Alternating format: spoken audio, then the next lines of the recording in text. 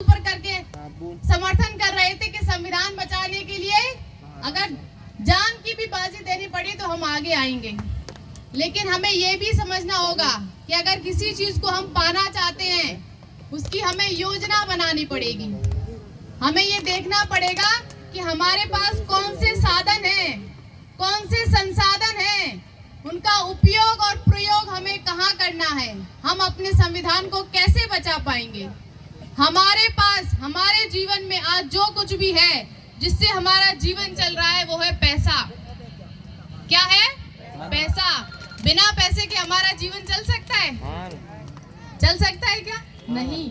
तो जब हम ये जानते हैं कि पैसा हमारे जीवन के लिए बहुत जरूरी है तो ये जानना ज्यादा जरूरी है कि पैसा आता कहाँ से हमारे पास, कहाँ से आता है। हमारे यहाँ पर इतने भाई बहन बैठे हैं, पैसा नौकरियों से आता है।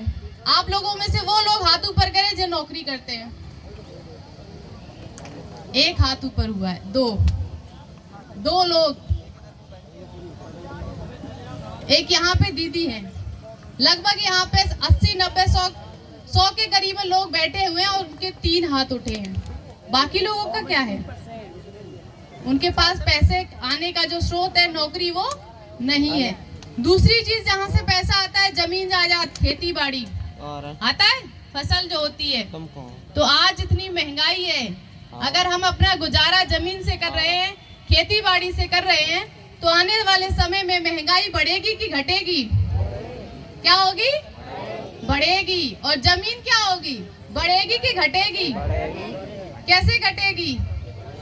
बंटवारे से। तो अगर आने वाले समय में हमारे नाती पोती के हिस्से में कम से कम 10 से 15 बीघा जमीन होने चाहिए जब उनका गुजारा हो पाएगा। तो अब वो भाई बहन हाथ ऊपर करे जिनके नाती के हिस्से में 15 बीघा या 10 बीघा जमीन हो।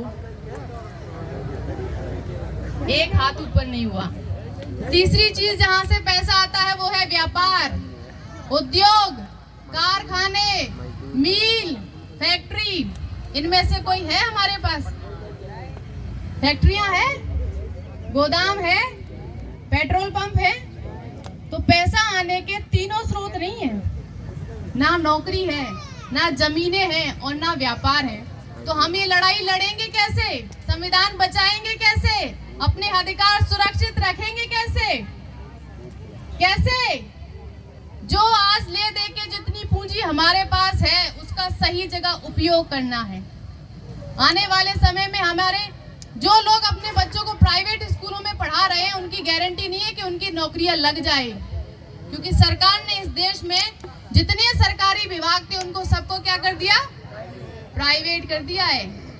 और प्राइवेट विभागों में हमारे लिए कोई सुविधा नहीं है। तो हमारे आने वाले समय में नौकरियां लगने की उम्मीद तो बिल्कुल खत्म है। तो हमारे पास जो पूंजी है जिससे हम अपना गुजारा कर रहे हैं, पेट पाल रहे हैं मेहनत मजदूरी करके, लेकिन ये बात भी समझें जिन सपूतों को, जिन बच्चों को हम पैदा कर रहे हैं उनके जीवन में वो अपना गुजारा कैसे करेंगे, इसके बारे में भी तो हमें विचार करना होगा कि उनका जीवन चलेगा कैसे, कैसे वो अपना पेट भरेंगे जब उनके पास कोई साधन, जब हमारे पास नहीं है तो बच्चों के पास कहाँ से आएंगे?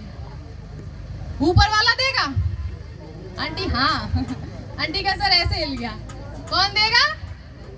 देगा नहीं। अगर ऊपर वाला देता होता तो इस देश में जो हमारी पीढ़ियां गुजर गई, जो राम नाम जपते जपते जिनका पूरा जीवन निकल गया, उन्होंने कुछ नहीं दिया। जो कुछ दिया हमें संविधान ने दिया है। किसने? संविधान ने।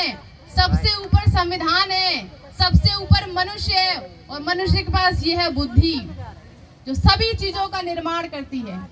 हमें इसका इस्तेमाल करना है कि हमारे पास जो पूंजी है, जो धन है, जो पैसा है, अधिकांश हमारे समाज की महिलाएं और पुरुष, महिलाओं के पास पहले तो इतने रोजगार नहीं है, वो इतनी अपने पैरों पर सक्षम नहीं है कि उनके पास कोई साधन हो।